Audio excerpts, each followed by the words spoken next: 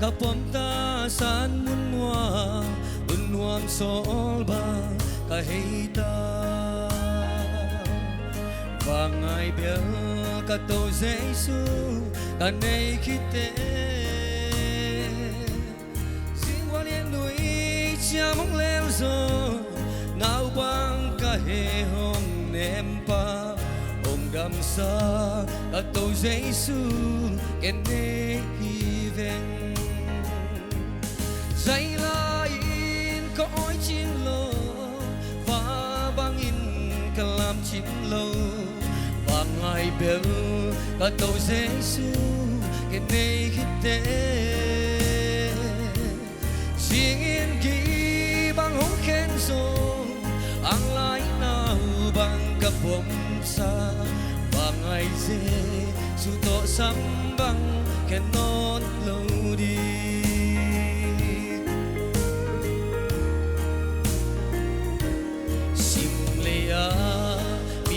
Sa tam ten na palay Subang inho Yal zong le Sang akin Ang lay na bang Kapom chim lo Wato tan bang kong te diang Nong ina tukin sange Sang akin Na pangning tuy Kadon chim lo Say lain có oi chim lô và bangin cả làm chim lô và ngày bel cả tàu Giêsu cả này kite singin gi bang hong khen so ang lai nào bang cả bom sa và ngày Giêsu to sam bang khen non lo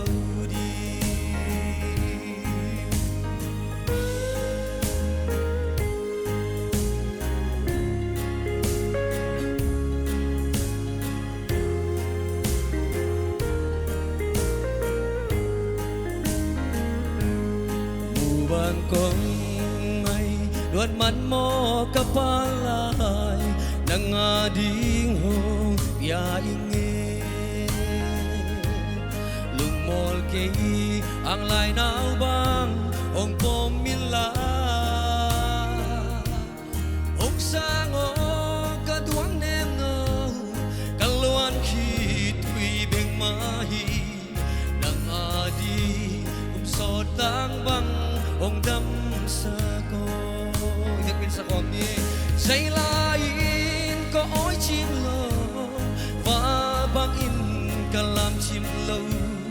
Và ngày bel ka tàu Giêsu Ka này kite Singin gi bang ong khen so Ang lai nào bang ka bom sa Và ngày Giêsu to sam bang